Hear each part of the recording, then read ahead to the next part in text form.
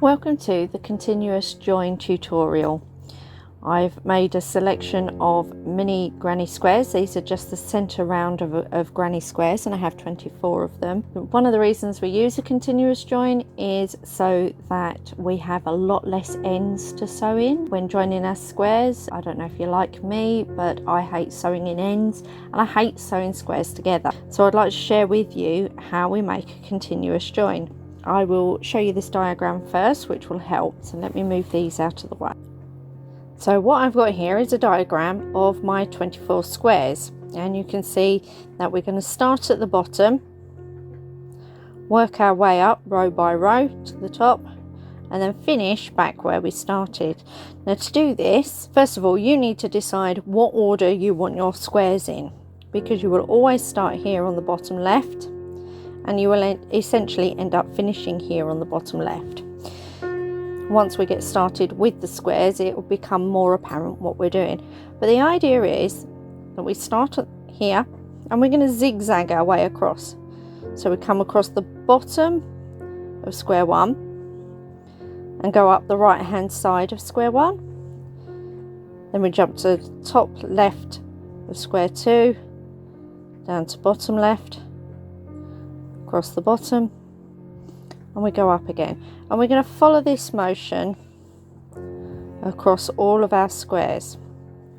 When we get to the end of the fourth one, this end, we're then going to work our way across the top of that row. Then we jump up to square five, come across the bottom, go up the side,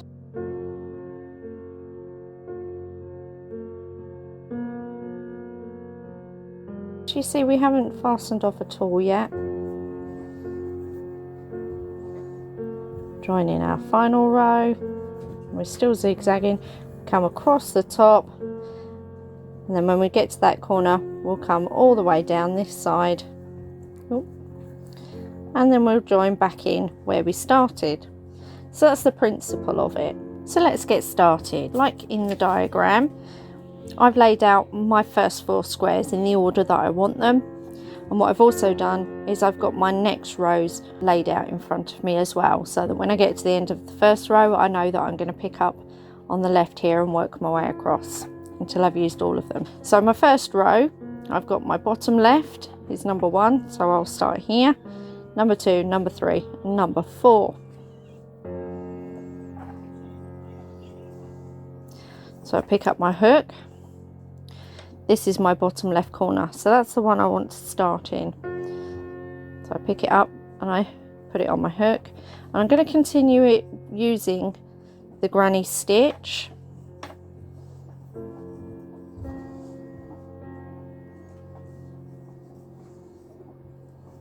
So that I'm keeping the pattern. Now with a continuous join, you can use this method with whichever pattern you've been working on. That's the beauty of it.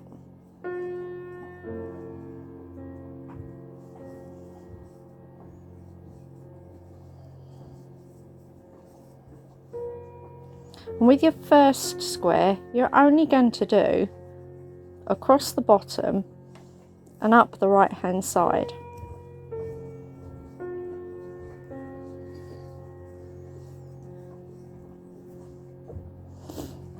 And when you get to the right hand corner, the top right hand corner of the square that you're working on.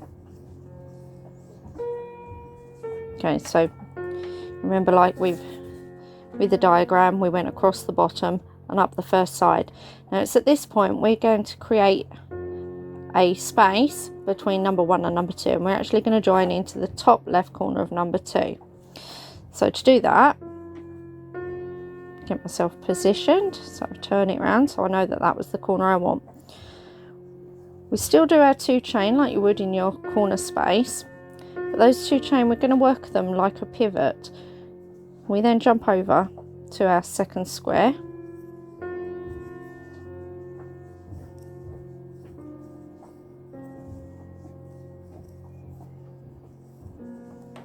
so we've got something that looks like this.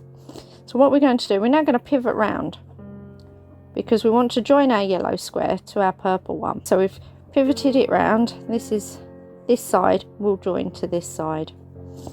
So what we'll do is this space here, we're going to slip stitch into it.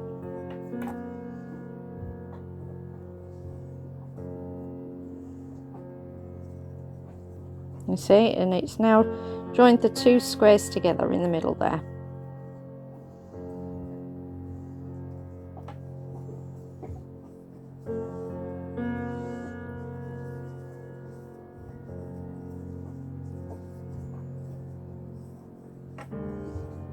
Half of our corner, slip stitch into the corner that's on the left one, do a chain, and then we can finish off the corner of our yellow one.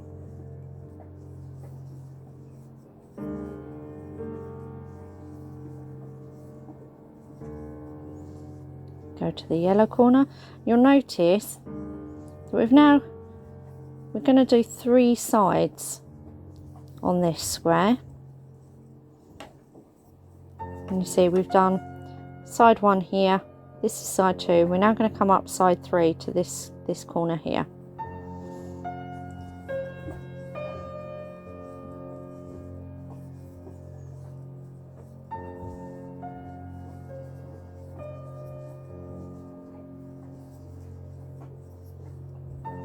And the reason I'm using the granny squares to show you is because it's actually quite a simple pattern, and it's probably the easiest one to show you the principles. So when we get to the top corner, we make our 2 chain. We're going to pick up our next square and go straight into a corner and do our treble stitches, because that's the pattern we're using. Like that. Okay, so now we've got this bridge. We've created the bridge there. We're going to pivot this, so we're going to slide it round because we want to join this edge to this edge. So we're going to simply slip stitch,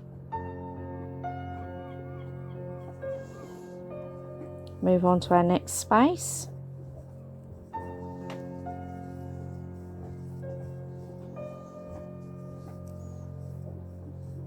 first half of our corner. We're now going to join it to square number 2. Do the second half of our corner.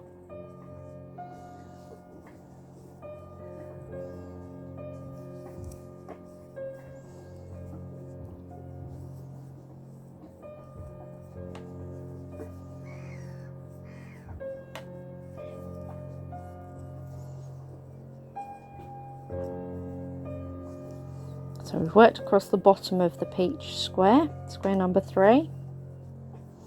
Now we're working up the right hand side of square number 3 to the top right corner. When you're in the top right corner, you do half your corner, make 2 chain, pick up square 4, and in the top left corner is where you're going to put your treble stitches.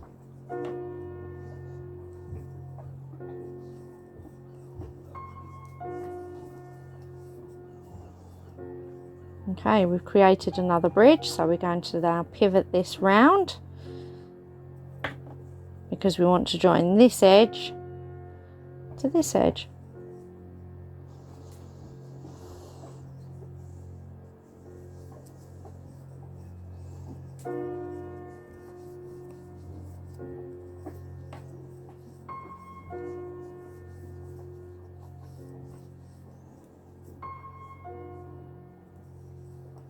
Join into the corner.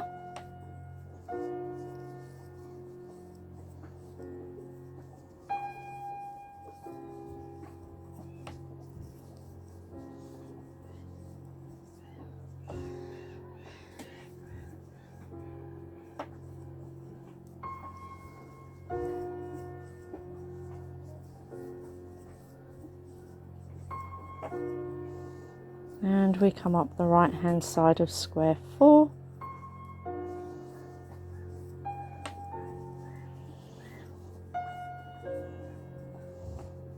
Up to the top right corner of square 4.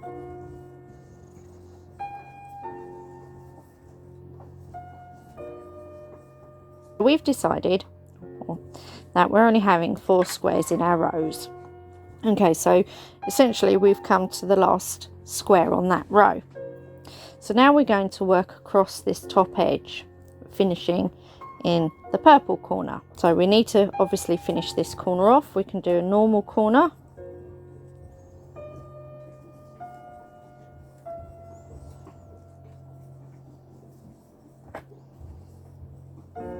My hook's just a little bit too long and I keep catching it on the edge of the table. Now we come to this corner. So we're going to put our 3 trebles in, because obviously our corners are made of groups of 3 treble followed by 2 chain followed by 3 treble. What have I done there? Ah, there we go. And we usually have 2 chains in our corner, but we've got a slightly different corner here. We're going to need to travel from this corner to this corner. So we're going to do 1 chain, slip stitch into that space, do another chain, and then move to the next corner.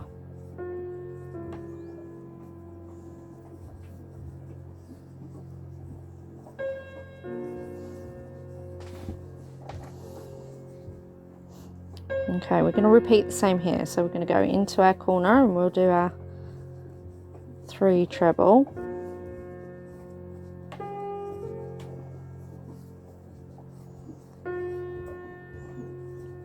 We do a chain, slip stitch into that loop, do a chain, and then do 3 trebles into the corner of the next square.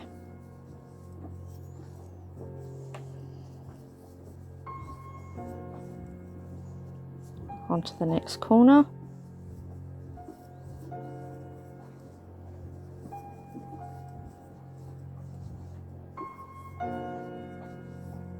Three trebles.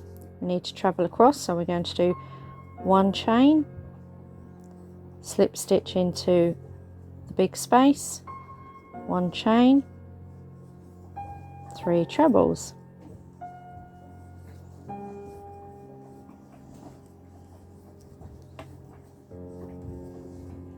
And then we come to our last corner. So here we're going to do our 3 trebles.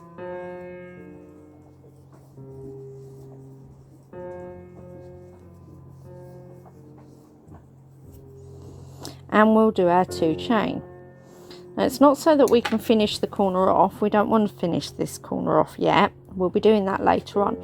But we do still need our 2 chain, because we're going to be working, we need to pivot up to number 5 in our top left corner of number 1, and we want to join bottom left corner of number 5.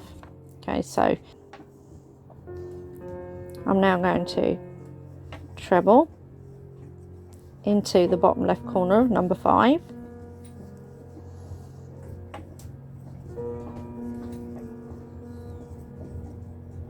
and I'm going to pivot the whole row. So I'm going to now flip this all the way around, because the bottom edge of number 5 is going to slip stitch to the top edge of row 1 and into square 1.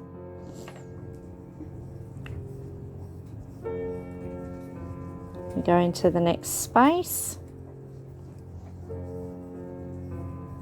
Okay, now with this one we're going to slip stitch into that nice big loop that we had on row 1. So we slip stitch, we chain 1 and finish the corner off.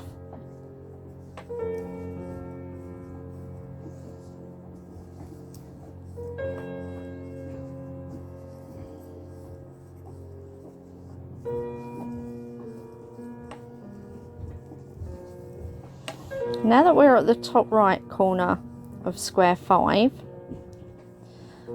we make 3 trebles, so the first half of our corner, we do our 2 chains, then we pick up square 6 and we're going to do our next 3 trebles into the top left corner of square 6.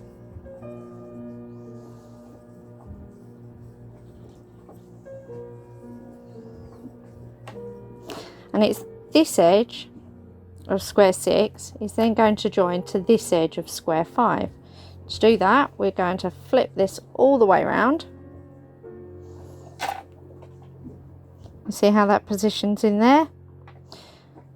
Slip stitch into number 5. Move into your next space. In my case, it's a corner.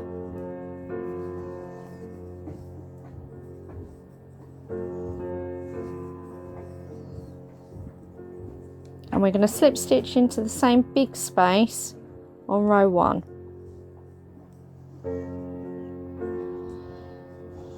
Then chain 1 and finish off the bottom left corner of square 6.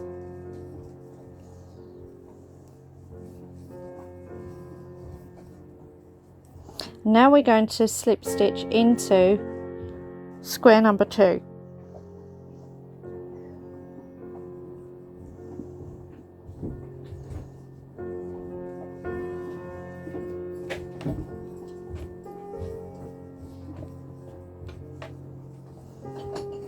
Do half of the bottom right corner, slip stitch into the big loop again here,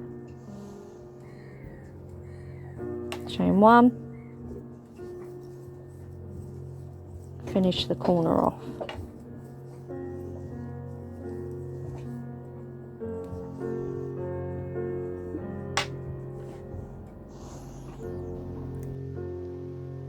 Continue on with row 3 the same way that you joined row 2. The beauty of a continuous join is that the pattern will repeat itself on all rows, so join as many rows as you require for your project.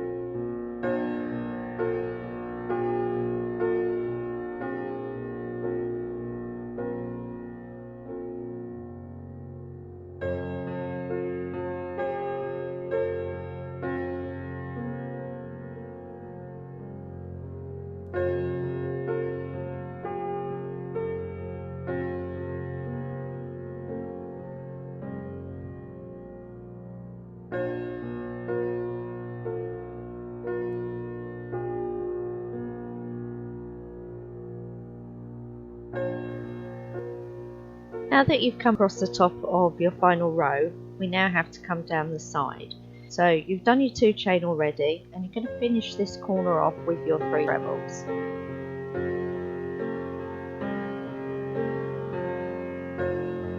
Work across the side of your square in the same way that you have been doing, and then when you get to the next corner, make your 3 trebles,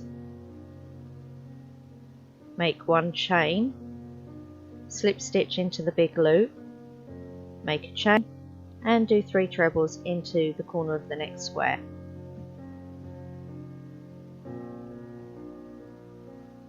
And repeat that until you get to your last square.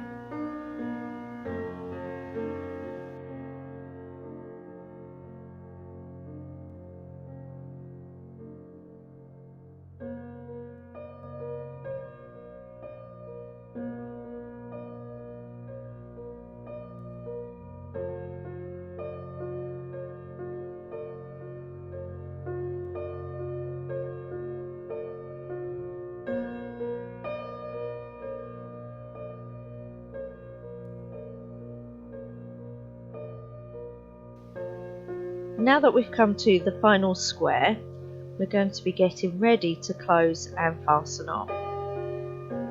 So as you come to your final space, the corner space, you'll put your trebles or which stitch that you are making into that final space, as long as it sticks with the pattern that you've been using.